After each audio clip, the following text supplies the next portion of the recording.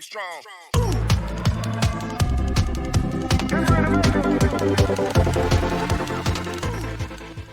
Diego tries to intervene, asking them to wait and to sheathe their swords. Lloyd Frontera questions why Diego is asking him to stop, suggesting that Diego can grab a sword too if he feels it's unfair. Diego responds, stating that the sword isn't the problem, and pleads for Lloyd Frontera to let him go. He bows and cries, but Lloyd dismisses his plea, commenting that a sword master is overdoing things. Lloyd suggests fighting and laughs, then proceeds to punch and throw Diego away. He presents a document mentioning that it's a request for his return to school, instructing Diego to write down the events that occurred today.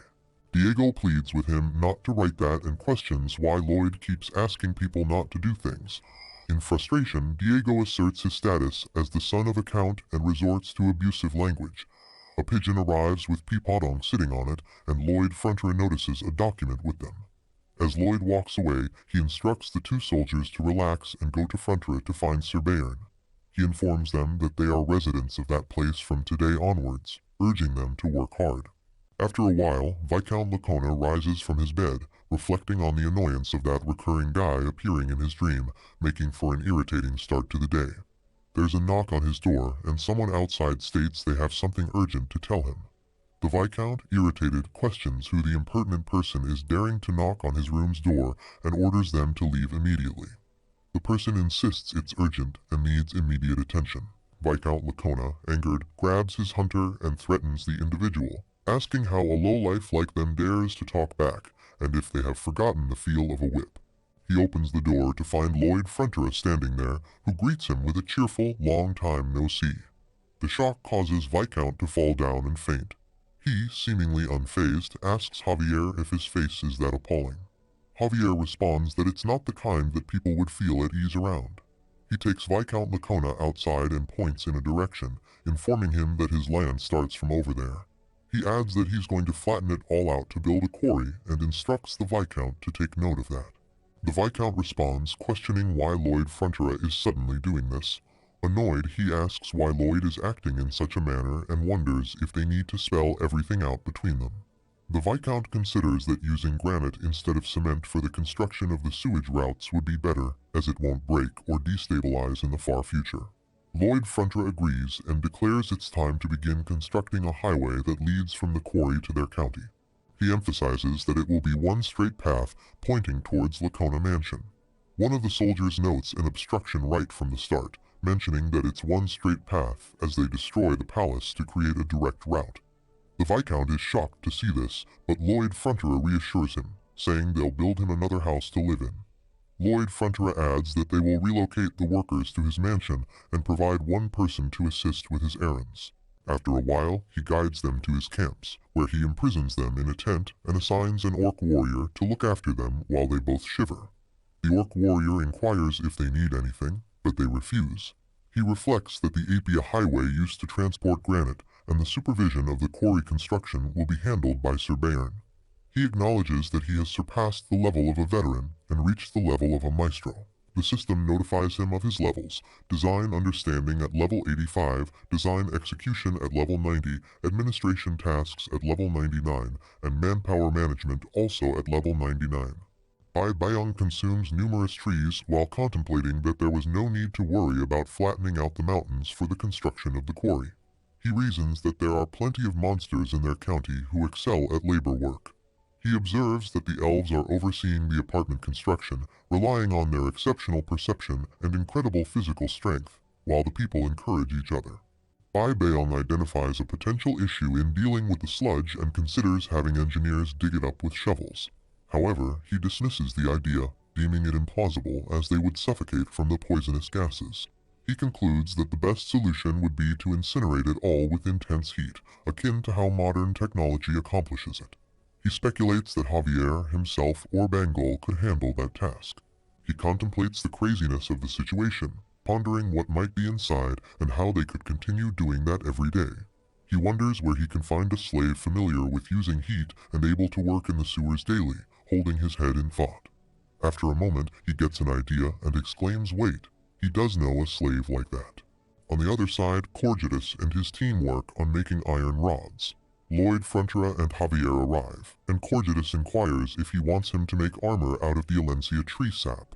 He questions the need for such armor, asking if they are planning to capture a dragon or something.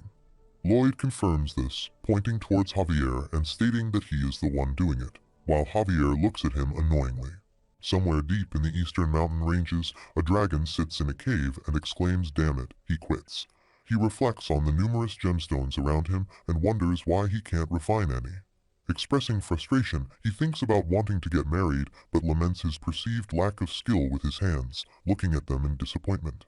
He considers these cursed hands and believes that he needs to craft something beautiful and delicious to feed his hatchlings, as only then will he be acknowledged as a competent male dragon.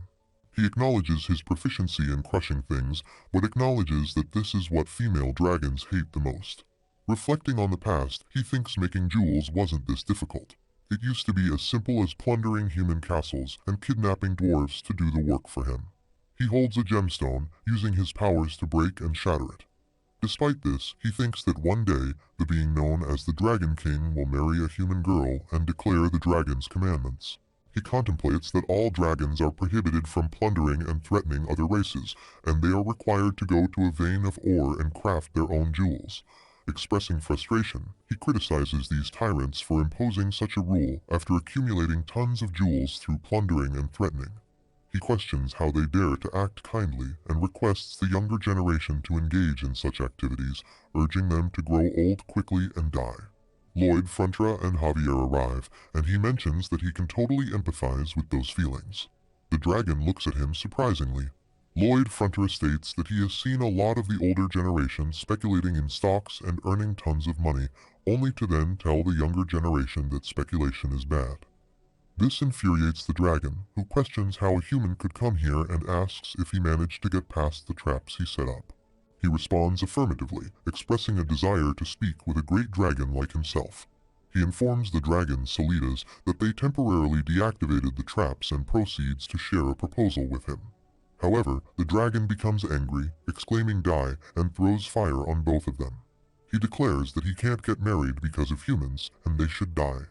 Quickly, they close their armor, covering their eyes as well, and he remarks that he knows he won't be able to control his temper.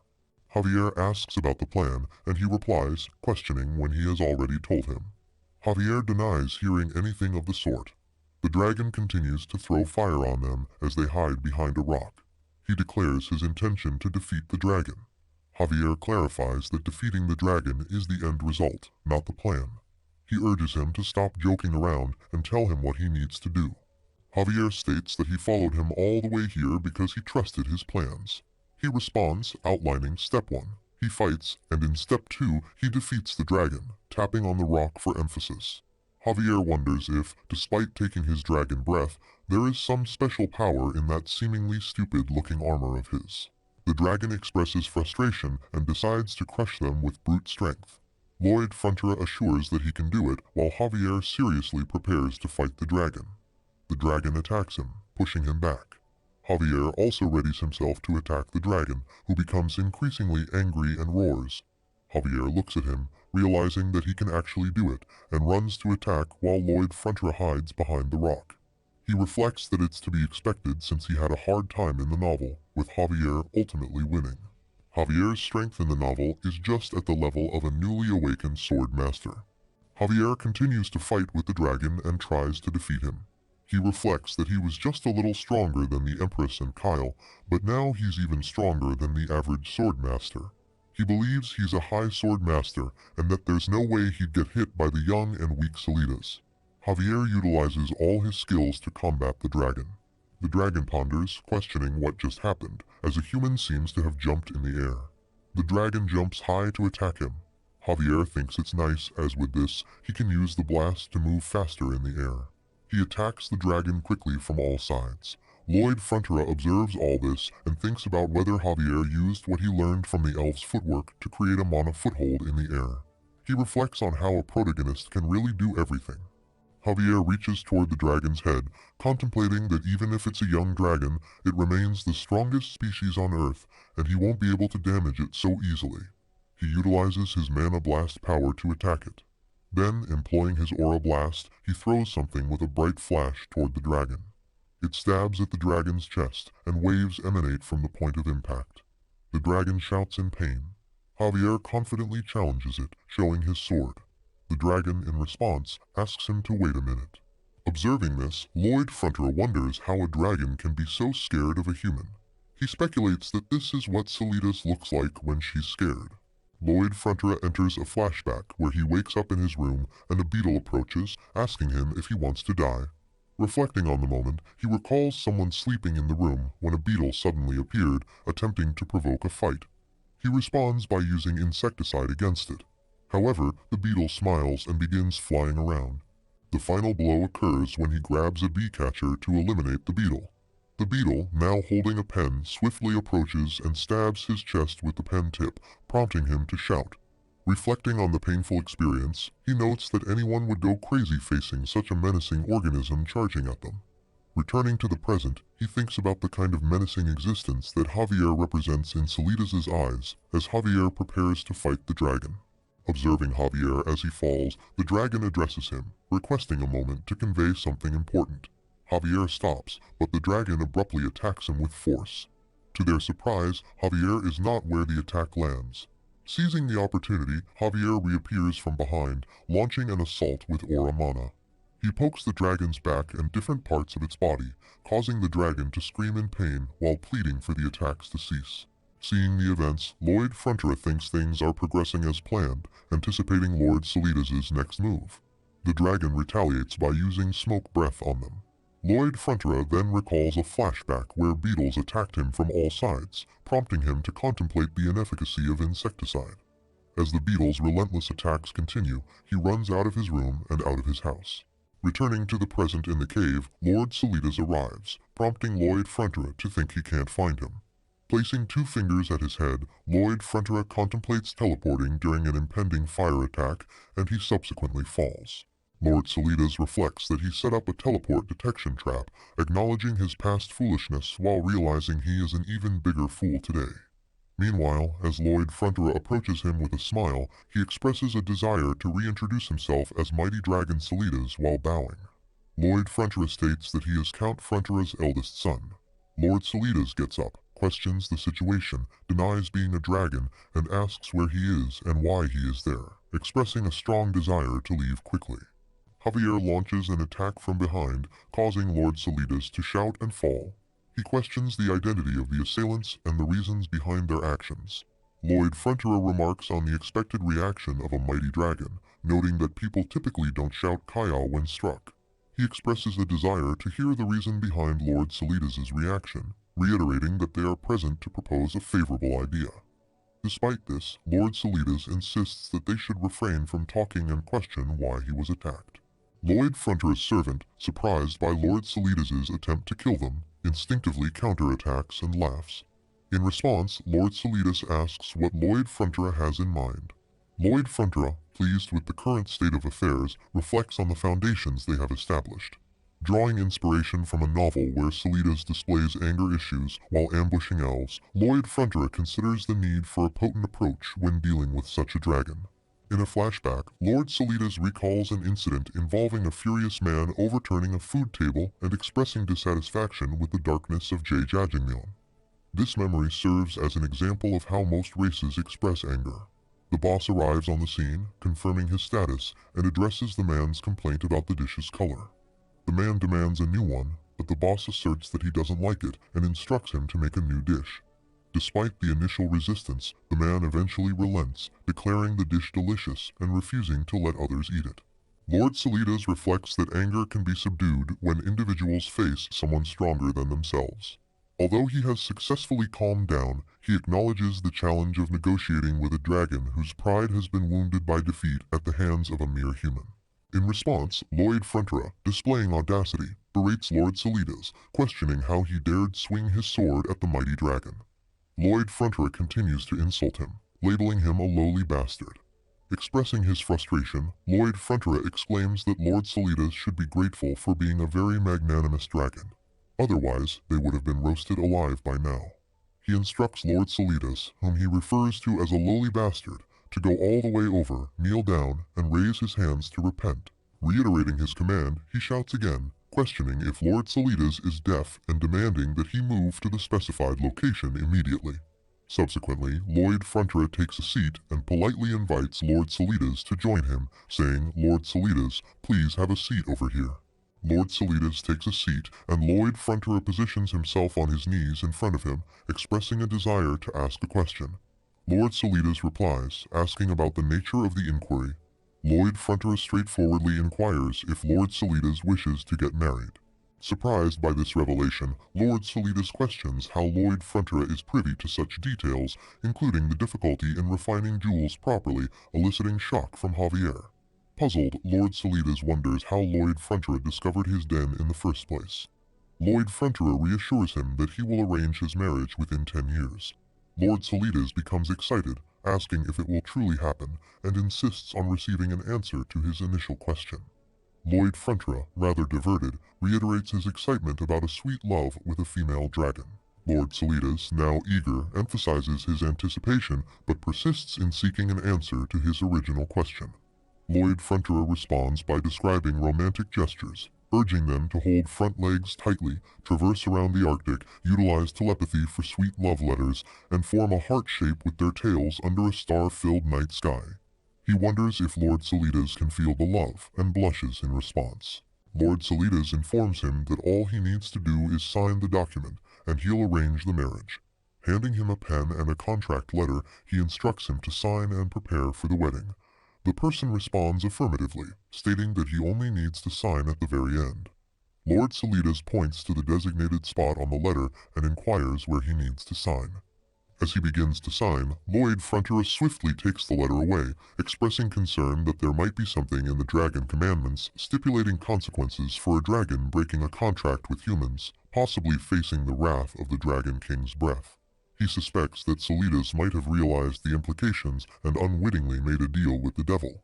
On the other side, in the village, a villager remarks to another to look over there as Master Lloyd is returning from his work trip. Lord Frontera, Javier, and Lord Salidas walk towards his home. The villager comments that Master Lloyd always brings something crazy with him when he returns, and this time he thinks it might be a dragon, but it seems to be a shabby-looking young man. Another villager adds, "Come on, how could he catch a dragon?"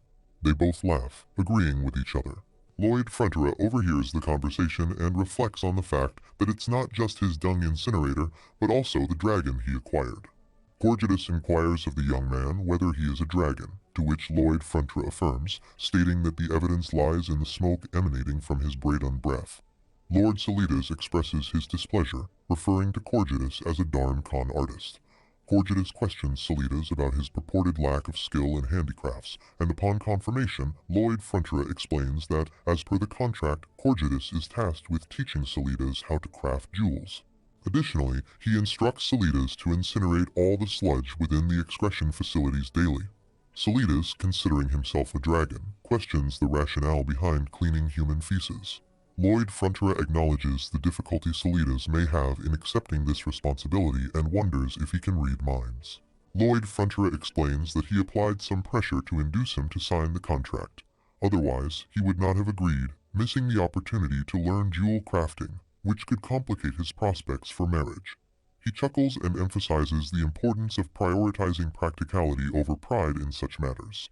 Salidas acknowledges Corgidus as his teacher, referring to him as a dwarf, and respectfully bows.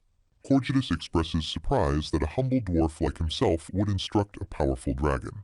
In response, Salidas acknowledges the dragon's strength, but emphasizes his own prowess in craftsmanship, pleading for assistance in improving his cursed hands. Lord Frontera reflects on Salidas's adaptability despite any perceived foolishness, recognizing that he is indeed a dragon. Corgidus remarks that if Salidas is expressing agreement, then he cannot possibly refuse, even though he might be a bit tough on him. He wonders if Salidas will manage to handle it. Salidas assures Corgidus that he is prepared, prompting Corgidus to instruct him to stop standing around and bring the necessary materials. Taken aback emotionally, Salidas asks if Corgidus is addressing him. Corgidus questions whether Salidas expects his teacher to do everything for him and urges him to get moving immediately. Salidas runs off, stating that he will do it now. Lord Frontera reflects on the positive outcome of the contract, noting that everyone benefits, and Salidas exchanges his pride for the highest level of education in the world. Corgetus, warning against putting too much strength into his actions, rebukes Salidas by hitting his hand with a stick. Lloyd Frontera reflects on the unusual experience of witnessing a dragon being subjected to abuse by Corgetus, who has encountered numerous disadvantageous contracts throughout his life. He contemplates that others probably perceived him as having no choice in the matter. Corgetus once again strikes Salidas and questions whether he is attempting to destroy everything, advising him to consider his actions beforehand. He asserts that acts of violence are not a means of making contracts. True contracts result in mutual benefit for all parties involved, especially as he observes them. Corgetus instructs Salidas to discard the jewels, deeming them as damaged, and questions whether he plans to turn everything into trash. As Salidas tosses all the jewels onto the floor, Corgetus thinks it would be more advantageous to gather the jewels discreetly and profit from them. The system notifies him that he has transformed another tragic fate into a positive outcome. It mentions that the fire dragon Salidas lost his horns in a battle against Javier, suffering fatal injuries before returning to his den, where he met his demise. The system further notifies him that Salidas dies alone in his undiscovered den, turning a tragic fate into a positive one. Meanwhile, he inquires if that's the case, but the novel only depicts him fleeing from his den. Simultaneously, the system alerts him that, were it not for his intervention, the Frontera couple would have vanished from this world, and the Count possesses diverse talents. The system informs him that he is now free from debt, directing all his efforts toward the work he had been unable to do in the past. He experiences happiness as he crafts a wooden statue of himself. The system informs him that he orchestrated these positive outcomes as Julian, originally destined to perish in a foreign land, is now recognized as the top student in his school. Julian receives his school certificate and his fellow students applaud him. The system notes that he played a pivotal role in saving numerous lives, emphasizing that he must earn his own money, to which he responds by requesting money. He humorously adds give him RP then, and a message window retorts that humans are truly hopeless in romance. He counters, stating that romance doesn't put food on the table. He contemplates that what he currently requires is a skill, as the construction of the extensive sewage system is about to commence. He points out that the issue lies with the radius of the estimation skill, and the construction needs to cover the entire county. However, obtaining information from each area and connecting them poses a considerable inconvenience. Despite his level increasing significantly after participating in various projects, he feels that his progress has reached a plateau. The system notifies him of an intermediate design level 6 with a maximum design radius of 729,000 square meters. It also includes skill-exclusive options, floor plan featuring 3D indicators and simulation mode. He reflects that progress stagnated at a certain point, emphasizing the business principle of economizing on what can be saved while sparing no expense for essential needs. He clicks on the Level Up option for Intermediate Design Level 6, requiring 4,070 RP points. He contemplates that increasing the level will significantly expand the estimation radius. The system notifies him of the progression to intermediate design levels 7, 8, 9, and finally 10, resulting in an upgraded skill grade to advanced design. The system further informs him that at advanced design level 1, the maximum design radius is 3,375,000 square meters. He appreciates the value of investing 1,200 RP points into this advancement. The system then alerts him to a new skill-exclusive option called Construction Guidelines. He queries the meaning of construction guidelines. The message window responds, urging him, who has sought ways to reduce his workload, to test this revolutionary system immediately. He expresses skepticism, likening it to home shopping channels selling useless items. The message window suggests trying to access the 3D floor plans he currently has saved. He acknowledges that he will play along and activate the construction guideline while creating a holographic structure of a home. As the hologram of the house expands, he inquires about its purpose. The message window explains that the hologram is visible to him and everyone involved in the project, enabling construction workers to work with precision using the hologram.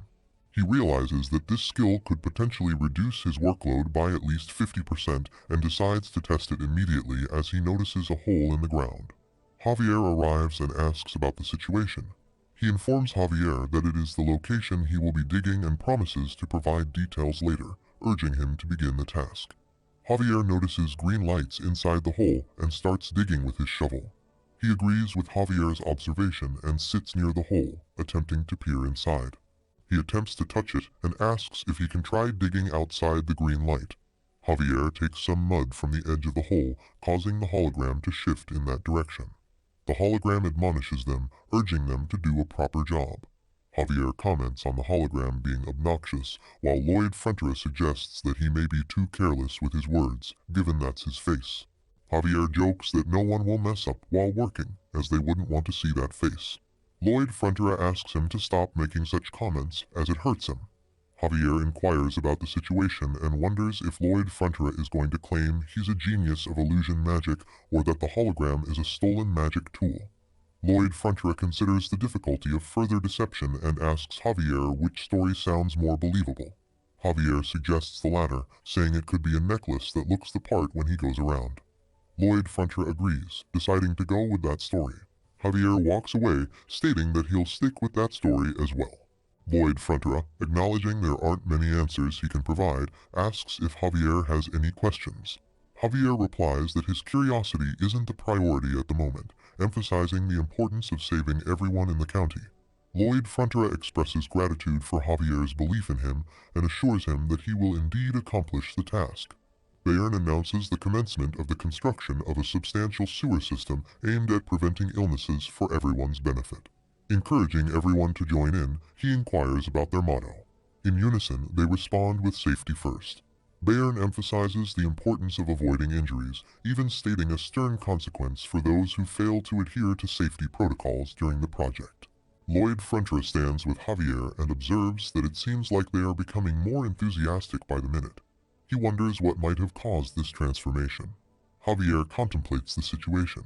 He explains that if the sewage and waste within the country are disposed of in the sewer, it will flow through the sewer pipes into the main sewer. While the small sewer pipes can be dug by Piporong alone, the main tunnel requires more effort.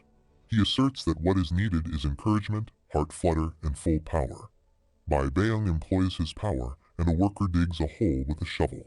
At that moment, Lloyd Frontera arrives with a hologram, urging them to continue. The workers are delighted to see him, and the mere sight of an angry Master Lloyd motivates them to work harder. One worker remarks that the face he has is scarier, while another mentions that Lloyd is shouting all sorts of curses, making him jealous. Another worker humorously comments that theirs is ugly.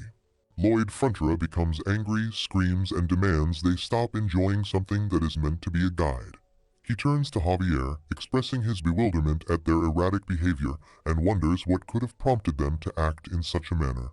The scene transitions to a rainy day, and Lloyd Frontera narrates that after a few heavy downpours of spring rain, the construction of the small sewer proceeded steadily over 3 months.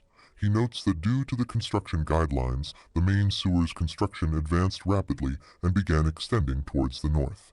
After a while, Lloyd Frontera stands on the mountain with Sir Baron and explains that the main sewer needs to extend past the field over there, where they will be constructing a sludge treatment facility.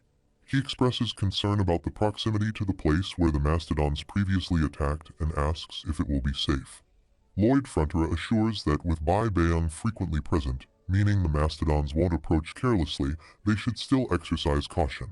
He instructs Baron to advise their people not to agitate mastodons if they encounter them and to stand down quietly. Baron acknowledges with an understanding. Lloyd Frontera mentions that despite the instructions, not a single mastodon was sighted, and he wonders if it's because Bai Beong was present. Standing there, he faces a tree and initiates a game of red light and green light. Turning back, he invites someone to come over, claims to have caught them, and then playfully falls to the ground, expressing his enjoyment. The message box humorously questions who the true lunatic is in this scenario. When asked what's happening, Lloyd defends it as a form of play and questions if this isn't different from how people usually engage in such activities. Pipodong arrives, observes the scene, and becomes emotional. He inquires why Pipodong appears pitiful and asserts that he is genuinely enjoying himself. Pipodong responds with something indistinct. Lloyd Frontera then questions if Pipodong has observed something peculiar. Meanwhile, a group of workers congregates around a sizable hole. Lloyd Frontera joins them and inquires about the location and the nature of the discovery.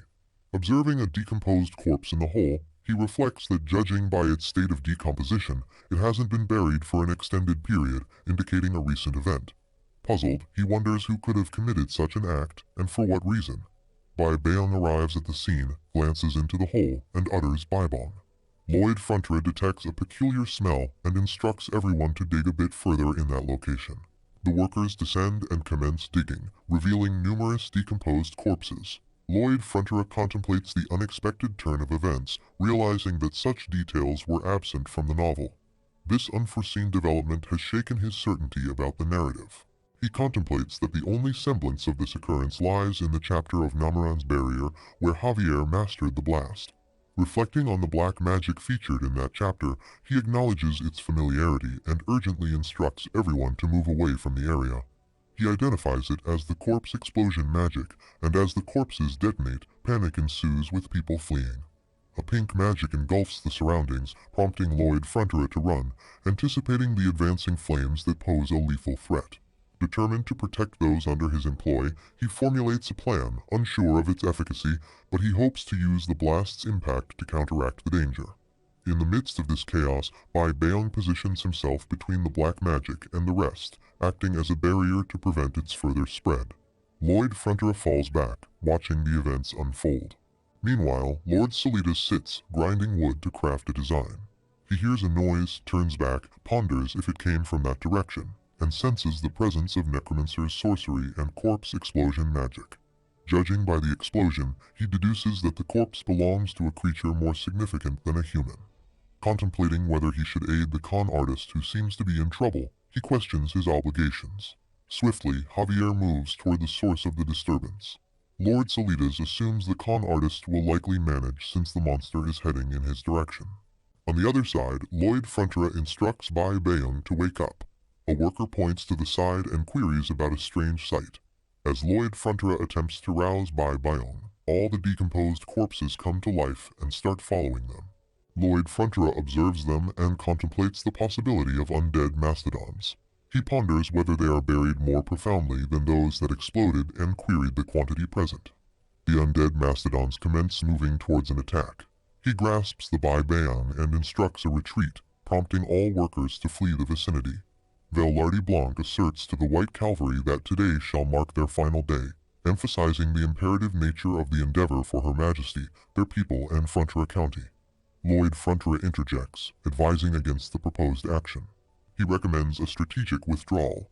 Lloyd Frontera acquiesces, then shifts his focus to evaluating the terrain and contemplating the behavior of the mastodons. He considers potential strategies for creating distance between them. Turning to Sir Baron, he inquires about their current location. Sir Baron confirms they are in the field. Lloyd Frontera clarifies that there is only one. Sir Baron affirms, prompting Lloyd Frontera to suggest using Pipadong to impede their progress. Pipadong moves towards the undead mastodon, initiating an attack with a Pipadong blow, delivering successive hits and forcefully throwing it away. He proceeds to engage another mastodon, employing Pipadong's elbow strikes, home run kicks, and tosses the adversary aside. Pipadong utilizes Plum Blossom's fist and follows up with Plum Blossom's rampant dance for further attacks. Lloyd Frontera observes Pipadong's actions, pondering the nature of the spectacle before him. Pipadong executes additional kicks and throws against the adversaries. He seizes some undead mastodons, hurling them away. However, the collective retaliation of the undead mastodons overwhelms him, rendering him unconscious.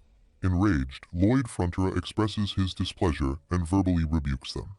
Pipadong regains consciousness and resumes the attack against the undead mastodons.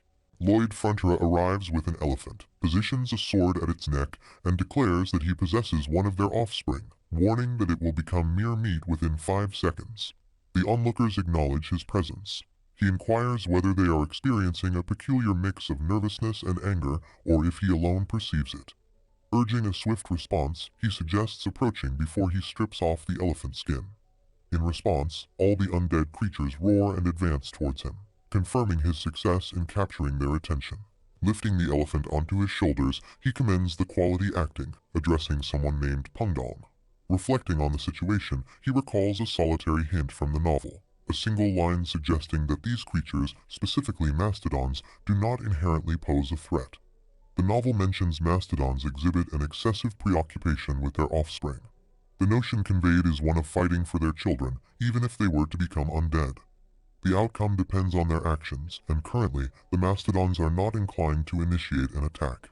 Lloyd Frontera deduces that something occurred to reinforce this notion, recalling Sir Baron's routine of caring for baby mastodons, which prompted daily visits from the adult mastodons. He surmises that these visits were likely motivated by a concern for the well-being of the baby mastodons. He runs alongside Peepodong, who clutches the elephant in his mouth, proposing to traverse the valley and take refuge in the forest at its conclusion. Seating himself on Peepodong, he urges them to proceed, prompting the undead mastodons to trail them. Observing their departure, the workers remark on his recurring role as their savior. After a while, Jigoming perches on a tree, vocalizing a song. Javier arrives, apprehends him, and reveals possession of the red sunflower seeds bestowed by Master Lloyd. Inquiring about the time required to cover 10 kilometers to the north, he seeks information from Jigoming. On the other hand, Lloyd Frontera utters a brief remark, glances backward, and contemplates their pursuit, realizing they are catching up. He employs his shovel to ignite fire flares as a counterattack.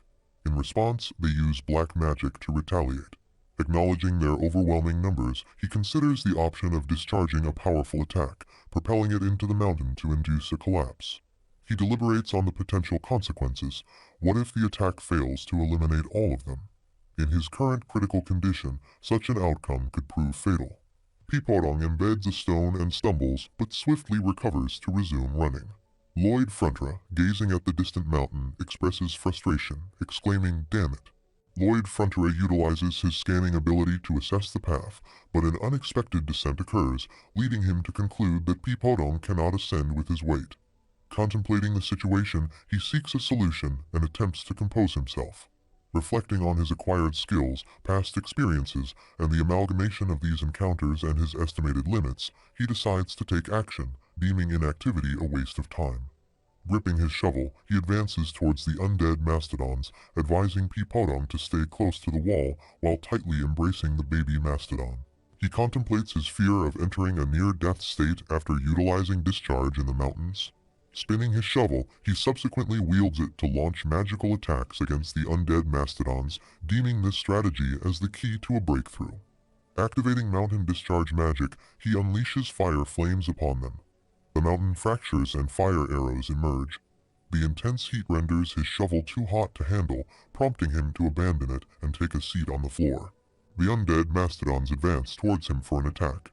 The system window notifies that the skill's supercharge has been activated. Utilizing supercharge, he emits magical light, causing an explosion that engulfs the undead mastodons, and light radiates in all directions.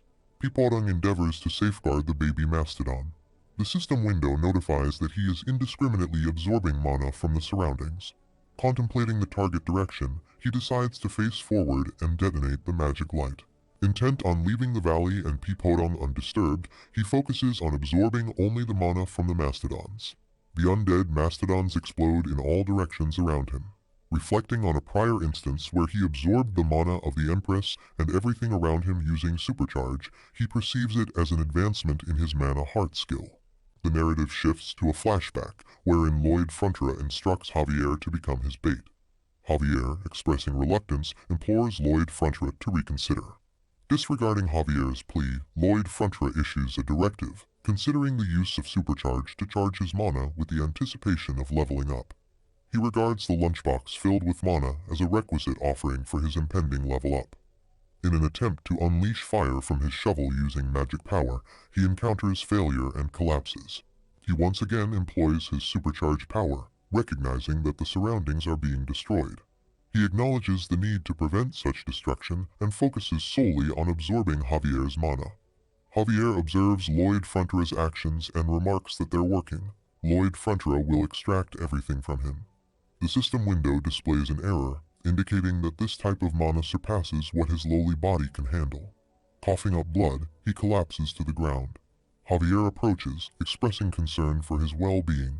Lloyd Frontera responds, suggesting that the webtoon may have depicted the wrong script. Reflecting on the failure, he notes that even then, it was possible to decide on the target and direction.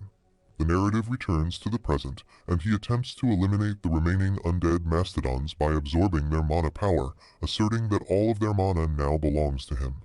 The system window informs him that he has surpassed the limit of absorbable mana, leading to the forceful expansion of the mana heart. It notifies him of acquiring a substantial amount of skill experience. Overwhelmed, he coughs up blood, attributing it to the overpowering effects of the undead's rotten mana, which he distinguishes from poison. Recognizing the need for increased rotation and circulation of the awful energy, he contemplates the task at hand.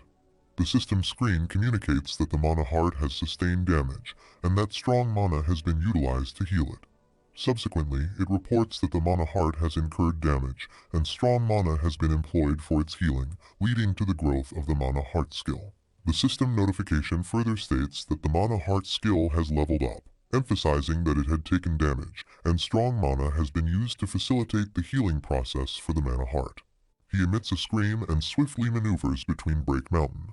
The system window issues a notification indicating a skill rank up. Sword Expert Intermediate Level 1, accompanied by a 600% increase in physical ability. Rising to his feet, he observes the undead mastodons approaching. Another system window notification informs him about a new mana heart skill option that has emerged. Commanding them to kneel down, the system window notifies the availability of the mana heart skill option, Undead Domination. Consequently, all the undead mastodons kneel in submission before him, leaving Peepodong and the baby elephant astonished. Offering an almond to Peepodong, he suggests returning home. The system window communicates his newfound ability to dominate and control any undead with less mana than him. Stepping on them, he proceeds with a commanding walk. Another system window notification specifies that the dominated undead will faithfully follow all his orders to the letter. He observes the status screen, which indicates that the skill Undead Domination will only activate when facing undead. Gazing at the undead mastodons, he witnesses them obediently following him. The status screen notifies that the number of dominated undead is 308, and the remaining time until the end of domination is 40 minutes. As time rapidly decreases, he flees the scene with Peepodong and the baby elephant, screaming while running. The countdown reaches 17 minutes and 16 seconds when, at that moment, time expires. In a protective move, he shields Peepodong and the baby elephant. He cradles them as Jigoming's net web grabs hold of him, lifting all of them up while the gathered undead remain below. Javier, positioned on the back of Jigoming, employs his master sword magic and instructs Jigoming to depart. Jigoming questions the action, and they take flight from the scene. With Javier standing on his back, he employs his magic to attack the undead below. Lloyd Frontera, witnessing this, becomes shocked and frightened. He initiates the collapse of the mountain, causing it to fall upon them, and they unleash black magic all around. Observing this, Lloyd Frontera descends and lands on top of the hill, wearing a smile as he expresses gratitude to Javier for saving him. Javier questions the sincerity of Lloyd Frontera's smile and emphasizes that, as his escort knight, he must remain by his side. Inquiring about what he said and told him, Lloyd Frontera explains that he got angry when Javier mentioned it wouldn't be dangerous, urging him to focus on cutting the rebars instead. Javier reveals that, while riding on Sir Jigoming on the way there, he evacuated all the workers and acted as bait himself. Disputing this, Lloyd Frontera claims he was merely luring the undead into a corner to eliminate them all at once. Javier queries if Lloyd Frontera succeeded in that endeavor, prompting Lloyd Frontera to question why Javier keeps asking questions when he witnessed the entire sequence of events. Javier, frustrated, screams and insists that he wants Lloyd Frontera to be self-aware of his actions. Javier questions what Lloyd Frontera believes will happen to the country if he is absent, emphasizing the potential peril to apartment buildings, sewers, and the inhabitants at large. Stressing the weight of numerous lives on Lloyd Frontera's shoulders, Javier urges him to prioritize self-care. In response, Lloyd Frontera inquires if Javier implies that it's acceptable for others to perish as long as he remains unharmed. Javier clarifies that this is not his intention. He simply implores Lloyd Frontera to avoid putting himself in harm's way. Lloyd Frontera challenges Javier's perspective, questioning what would have transpired if he had refrained from doing so and whether he believes everyone would have been safe from the relentless undead. Javier contends that a progressive retreat, coupled with the defense of the White Cavalry and the strength of the county's soldiers, offered an alternative approach.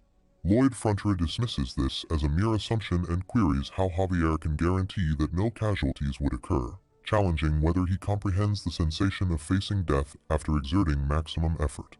Javier maintains that Lloyd Frontera is the most crucial individual in the county, asserting that the county belongs to him and everyone within it is an extension of himself. He inquires who will protect what belongs to him if he does not take on that responsibility. Javier questions if Lloyd Frontera intends to continue exposing himself to perilous situations in the future. Lloyd Frontera affirms that indeed he plans to do so and ensure that he receives adequate compensation for the risks involved. Javier conveys his willingness for Lloyd Frontera to pursue his choices as long as he remains by his side. The system window provides notifications indicating that Javier's cheerfulness has increased by plus 15 points, positive sentiments towards him have risen by plus 23 points, and their relationship has significantly improved, resulting in a bonus RP of plus 270, with a total RP of 3,140. The system further conveys that Javier's opinion of Lloyd Frontera has elevated to someone he needs to protect and someone he respects. It discloses that Javier is now resolute in his determination to willingly sacrifice himself if Lloyd Frontera faces the peril of death. Lloyd Frontera responds, stating that there was no need for Javier to go to such lengths. Javier inquires about what Lloyd Frontera is talking about. Lloyd Frontera responds, suggesting that Javier can feign ignorance if he desires.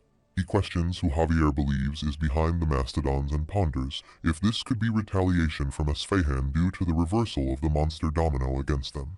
Lloyd Frontera contends that, based on his knowledge, Esfahan lacks a necromancer capable of orchestrating such a feat. Reflecting on the information mentioned in the novel, he asserts that Esfahan typically engages in physical combat, making it unlikely for them to resort to tactics like this, with the only reference to black magic being Nomoran's barrier. Deciding to halt all ongoing work temporarily, Lloyd Frontera proposes a search for clues. Javier acknowledges the directive with an understanding. Lloyd Frontera reflects on Nomoran's barrier, contemplating the chapter related to that location. He believes he has a rough sense of the situation, but recognizes the need for concrete evidence to hold accountable those responsible for the destruction of his assets. After a while, the workers commence digging into the hole and extracting mud from it using buckets.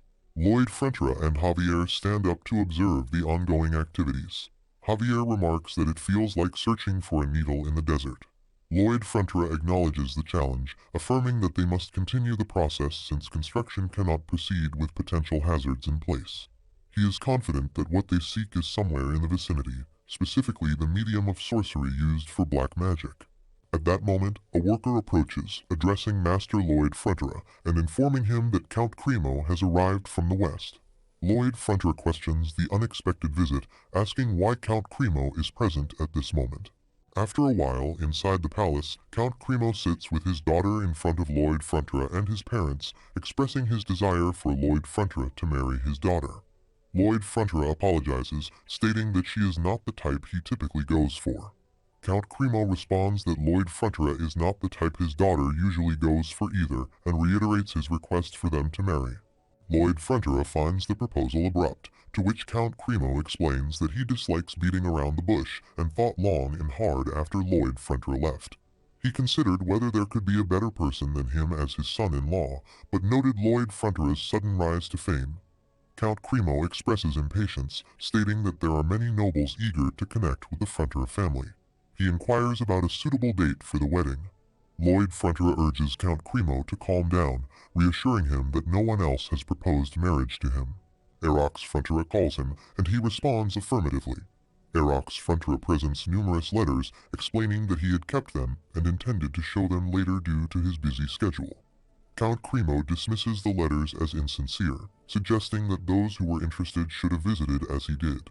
He announced that the marriage ceremony would take place at the Frontera estate and proposed slowing down the process. He suggests slowing things down a little and expresses sincere gratitude for Count Cremo's high regard. He, however, asks for forgiveness, explaining that he cannot comply with Count Cremo's request. Count Cremo, at the age of 27 and still a bachelor, acknowledges that people may wonder if he has any significant flaws since he is still single. He requests the freedom to be a bit blunt. Javier struggles to contain his laughter. He intervenes, instructing Javier to stop moving around and questioning the source of amusement. Count Cremo queries if the laughter stems from the belief that the Cremo family cannot measure up to him. He denies this, gesturing to the surroundings as evidence to the contrary. Upon hearing this, Christine becomes saddened and expresses her willingness to do anything gladly for the sake of the Cremo family's advancement and stability, even going so far as to sacrifice her own well-being. Lloyd Frontera, however, contemplates that she might be getting married to the Demon King. Observing Javier's mana enveloping his body, Lloyd Frontera inquires if he is employing mana to restrain himself and earnestly implores him to stop. Arox Frontera interjects, expressing his desire to convey something meaningful.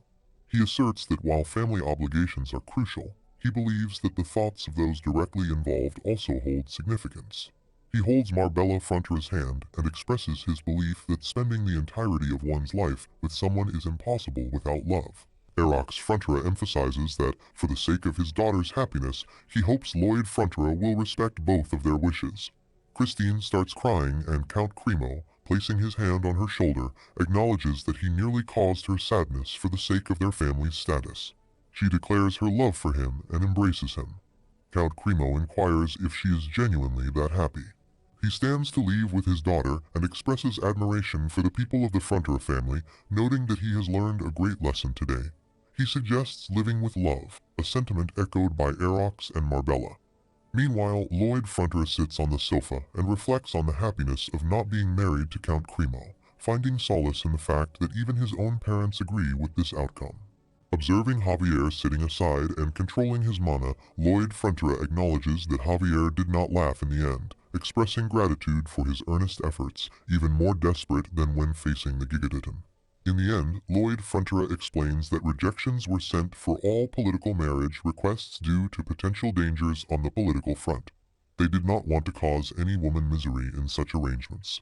After a while, a man in a blue dress appeared in front of Queen Alicia Termina Magentano and remarked that it seemed that was the reason the Frontera family rejected all marriage requests. Queen Alicia Termina Magentano says she expected as much. Even if the Fronteras had accepted the request, the lady in question would probably have rejected it. She laughs and comments that Lloyd Frontera looks just like a potato after all. Concerned about his well-being, the man asks if he is all right and suggests calling the imperial doctor. She reassures him, saying it's okay and nothing serious. She then requests boiled whole potatoes for dinner tonight, and he agrees. She reflects that in any case, she should keep an eye on whom the Fronteras will choose, considering they are poised to become the most vital family in the countryside. She inquires about the letter they sent to Isfahan.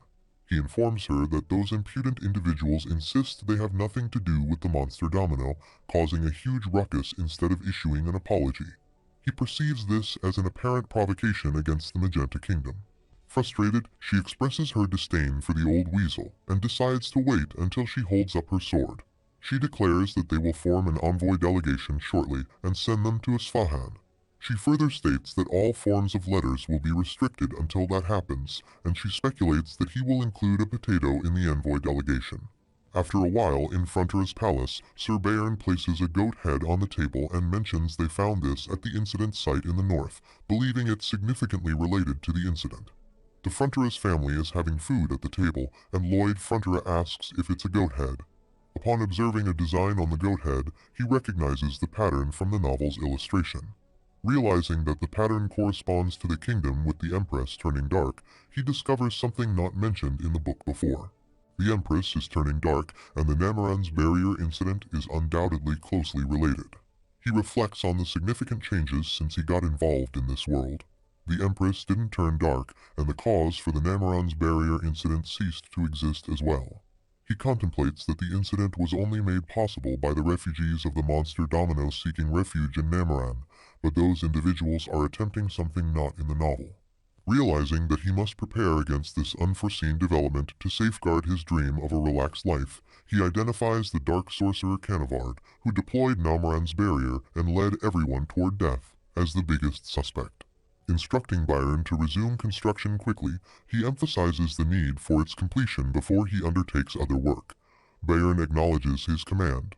Marbella Frontera inquires why he plans to leave for work when he hasn't been resting much lately. Arox Frontera asks about his destination. He explains that he is going to Namaran as he has some business there. With unwavering belief, he aims to find evidence and confront the challenges ahead. The scene shifts to Frontera County, approximately 10 kilometers to the north. There is a sludge disposal plant, and Lloyd Frontera instructs Pipodong to open the lid, which he promptly does. Lloyd Frontera bows in front of Solidas and states that he will be counting on him. Solidas agrees, stands on the edge of the sludge, performs a magic spell, and thinks come on up, Thesis, as he transforms into a dragon once again. He observes him and contemplates that the world will eventually learn of the story of a dragon who willingly utilizes his powers. The dragon hurls fire into the sludge with full force, purifying the water. Lloyd Frontera reflects on the notion that, for the sake of humanity's hygiene, the legend of the Thesis annihilating dragon, Solidas, will be known. Solidas replies, "Don't tell anyone about it," questioning what this is all about. Lloyd Frontera responds, asking if it isn't cool, a Thesis annihilating dragon. Solidas questions if he's serious, stating that he has zero sense in naming things. Meanwhile, it couldn't be helped that he was a science major, and the system notified that all science majors worldwide had expressed disapproval. He successfully established the first collective waste system for the Laurasia continent, and thanks to him, the concept of public health is beginning to take shape. The system notifies him that he should choose between the red tissue or the blue tissue for a new title. He believes the title's effect is a 0% chance of infectious diseases occurring in his county, and he can effectively block diseases from entering the county. He believes he can now live with peace of mind. When Javier inquires about his plans to depart for Namaran, he responds that he would like to leave as soon as possible. He reflects on the idea that leaving without making any plans and gaining nothing would be a waste of traveling expenses. He contemplates that this place might harbor a villain, even though he claims it lacks credibility, unless there's a decent excuse. Javier says, "Master Lloyd, look over there. What's all that?" as he observes numerous carriages. Lloyd replies, expressing a sense of foreboding about the recently rejected marriage proposals. He approaches his father, who explains that all the suitors sent their daughters, hoping that seeing them in person might change Lloyd's mind. Unable to refuse, he provided accommodations for them. His father shows him a card, indicating that he made number cards for the sequence of ladies who will be meeting him. Lloyd questions if his father is perhaps excited right now, but his father denies it. He simply expresses his desire for Lloyd to marry the person he loves, adding that at his age, he should already have grandchildren. He reassures Lloyd that the whole continent is wondering if something is wrong with his eldest son, but he insists that he's fine. The system notifies Udid Nukrandra is his new title name. He feels excited because it's been a while since someone made fun of him. He guesses that there are ladies queuing up to marry him. As he reflects, he decides to think it over carefully. It's not really the ladies, but their fathers, old men, are queuing up to be related to him, indicating that he's loved by older men. A servant enters and informs him that the First Lady is entering. A girl enters the room, and Lloyd Frontera greets her, saying nice to meet her, Miss Customer, though he means Miss. She looks at Javier and questions why the servant is sitting down while he's standing up. Lloyd Frontera responds, stating that it's because he's Lloyd. Perplexed, she asks what he is saying, to which he replies that he's Lloyd, bids her goodbye, and she exits. After a while, another girl enters as the servant announces the arrival of the second lady. Lloyd greets her, and she repeats her desire to marry him. She questions why the servant is sitting while he is standing. Lloyd reiterates that it's because he's Lloyd, bids her goodbye, and she leaves, visibly upset.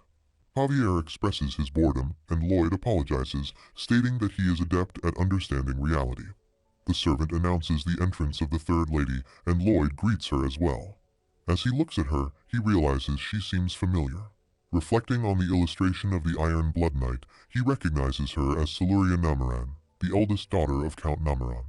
Lloyd is taken aback, thinking that Siluria, who had been dating Javier, was expected to be a fixed heroine.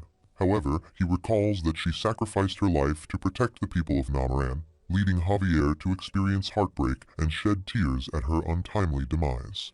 He reflects that the readers became agitated in the comments afterward, deeming it too harsh. People questioned why everyone Javier loved and cherished met unfortunate ends. Many readers were drawn to this novel because the protagonist consistently experienced sadness and loneliness, setting it apart from other novels. She acknowledges that she knew it was disrespectful, but she came due to her father's persistence. She notes that he looks much better than she had heard. Lloyd apologizes, clarifying that he is Lloyd, not the person behind him.